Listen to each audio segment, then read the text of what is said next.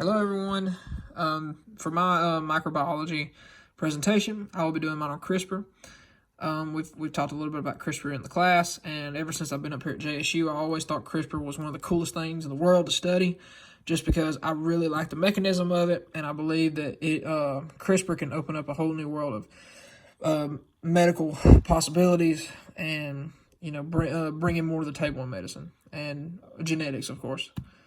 So what is CRISPR? And here you have a little visual for you to look at. CRISPR stands for Clustered Regularly Interspaced Short Palindromic Repeats. That is a mouthful.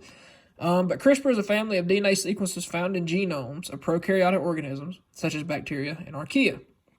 They are derived from fragments of bacteriophages that had previously infected the prokaryote. CRISPR is really important in medicine and genetics today because it could be utilized by experts in helping with immunity.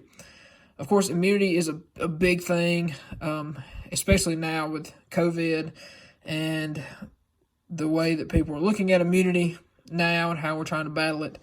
It is a huge field. It is a big question. How else can we utilize CRISPR in immunity? So how does CRISPR work exactly? So why is it so important? Well, it utilizes Cas enzymes. So the most common one many of us have heard of is CRISPR-Cas9. Cas1, Cas2 are also used, and you can see up here how Cas1, there's a Cas1, Cas2 complex used in this. A little visual here, and how it helps with implementing a defense mechanism into pre-CRRNA. You can kind of see it in the strands. But Cas is a CRISPR-associated enzyme that uses CRISPR sequences as a guide to recognize and cleave specific strands of DNA that are complementary to the CRISPR sequence. Cleaved DNA strands will be utilized in the genome of the organism that was attacked. So the cells will then be prepared for the next attack that is coming to it. So CRISPR is going to allow the cells to create a defense mechanism for the next time that it is attacked, at least by that specific bacteriophage. This is the simplified mechanism of it. The photo to the left shows the utilization of Cas1 and Cas2 to integrate CRISPR. Cas9 is, like I said before, the most common enzyme studied. You can't really see it down here, but you can kind of see where it's moving into the word enzyme here. That is the link to this photo. So I apologize if you can't really tell that if it's covering the word enzyme too much. But how's it being used? We can talk about it all day. Here's what it does. Here's the name of it. It's important. But how is it being used? In this first study that is titled Programmable CG to GC Genome Editing with CRISPR-Cas9 Directed Base Excision Repair Proteins. So if you've taken biochemistry, we've talked about and learned how our body works to fix single nucleotide polymorphisms. So we have a system that works on that, but there's still 8 other possible mutations that can happen because of that polymorphism. Well, these researchers are looking to see if CRISPR can fix any of these. So they used E. coli as their model organism they were going to use to study this on, and they designed a CRISPR mechanism, and they called it CGBE. And the product of this experiment was chemically competent E. coli, which is very, very interesting. So they were able to use CRISPR to fix these single nucleotide polymorphisms.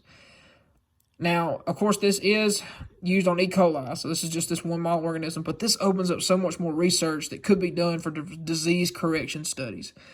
And disease correction studies is definitely going to become a huge thing in the future. It is right now. It's one thing, when the disease attacks, but being able to correct any kind of mutations within our body, just being able to correct them from diseases is huge. And CRISPR is going to play a big part in this.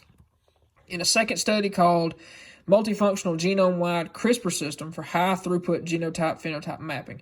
To me, genotype-phenotype mapping is probably one of the most interesting things in the world. And, of course, I'm going to say that a lot because I find a lot of interesting things out about CRISPR. But this study addresses our ability to efficiently map out genomes. If you've taken genetics under Dr. Murdoch, or you've taken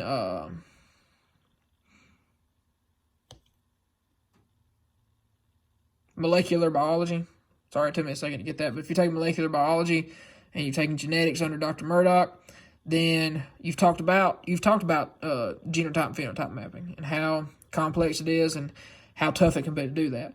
But these researchers report a multifunctional genome-wide CRISPR system to precisely control the expression level of defined genes to desired levels throughout the whole genome. They use this to try and make one of the most comprehensive and diversified genomic libraries in yeast ever reported. And this is huge because they're using CRISPR to do genome-wide engineering.